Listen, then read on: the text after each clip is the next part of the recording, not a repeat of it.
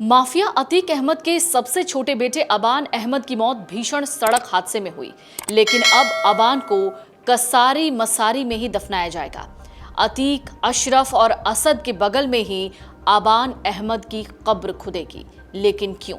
Postmortem की प्रक्रिया चालू है और पूरी होने के बाद शव को प्रयागराज लाया जाएगा, जहां कसारी मसारी कब्रिस्तान में उसका अंतिम संस्कार संपन्न किया जाएगा।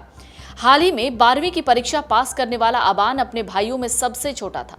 झांसी में पोस्टमार्टम की वैधानिक प्रक्रिया पूरी होने के बाद दोनों के शवों को प्रयागराज लाया जाएगा। अबान का अंतिम संस्कार प्रयागराज के कसारी मसारी कब्रिस्तान में किया जाएगा। ये जगह अतीक अहमद के पैतृक आवास से लगभग 2 किलोमीटर दूर है, जहां उसके परिवार के दूसरे सदस्यों को भी दफनाया गया है। झांसी में पोस्टमार्टम प्रक्रिया खत्म होने के बाद अबान का शव प्रयागराज लाया जाएगा। कसारी मसारी कब्रिस्तान में ही उसका अंतिम संस्कार होगा। इसके पीछे की वजह यह है कि अतीक अहमद के परिवार के ज्यादातर लोगों का अंतिम संस्कार इसी कब्रिस्तान में हुआ है। यहाँ अतीक अहमद के माता पिता, खुद अतीक अहमद, उसके भाई अशरफ और एनकाउंटर में मारे गए बेटे असद का अंतिम संस्कार भी इसी जगह पर हुआ था। माफिया अतीक अहमद के 5 बेटे हैं, जिनमें से असद की पुलिस एनकाउंटर में मौत हो चुकी है। बड़ा बेटा उमर फिलहाल लखनऊ जेल में बंद है, जबकि दूसरा बेटा अली झांसी की जेल में बंद है। इसी अली को देखने के लिए अबान जेल जा रहा था।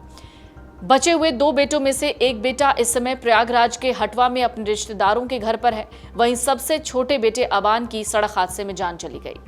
उमेश पाल हत्याकांड के समय अबान नाबालिग था, जिसकी वजह से उसे बाल सुधार गृह भेजा गया था। बाद में कोर्ट के आदेश पर उसे परिजनों की अभिरक्षा में सौंप दिया गया और वो अपने रिश्तेदारों के साथ रह रहा था। इसके बाद भी वो वक्त वक्त पर अलग अलग कारणों से लगातार मीडिया और लोगों के बीच चर्चा का विषय बना हुआ था। अबान का नाम नवंबर 2025 में तब सबसे ज्यादा सुर्खियों में आया था, जब शादी समारोह का उसका 30 सेकंड का एक वीडियो सामने आया। वीडियो के बैकग्राउंड में कथित तौर पर धमकी भरा डायलॉग सुनाई दे रहा था। इस मामले का संज्ञान लेते हुए धूमनगंज पुलिस ने जांच के बाद एफआईआर दर्ज करके कार्रवाई की थी, जिससे ये मामला पूरे प्रदेश में चर्चा का विषय बन गया था। झांसी के सड़क हादसे में अबान अहमद, जो कि अतीक अहमद का सबसे छोटा बेटा था, उसकी जान चली गई है। सुपुर्दे खाक में मिट्टी देने वालों की संख्या काफी ज्यादा हो सकती है, कहा जा रहा है, क्योंकि आसपास के जनपदों से भी लोग मिट्टी देने आएंगे। अबान के शव को झांसी से प्रयागराज के पूरा मुफ्ती थाना के हटवा गांव में लाने की तैयारी है।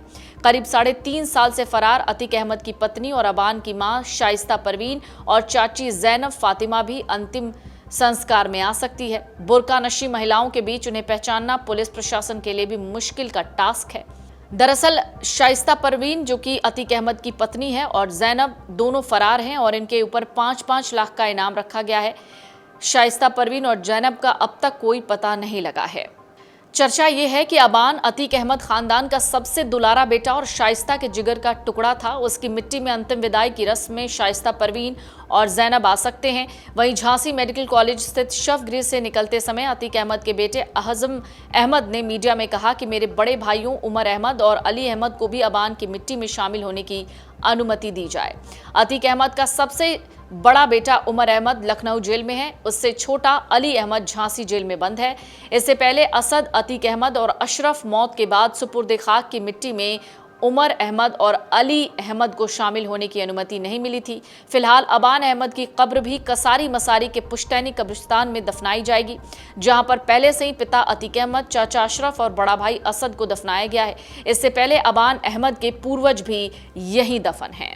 वीडियो डेस्क अमरउजाला.com। अगर आप ये वीडियो YouTube पर देख रहे हैं तो हमारे चैनल को सब्सक्राइब कर बेल आइकन दबाएं और Facebook पर देख रहे हैं तो हमारे पेज को लाइक करें।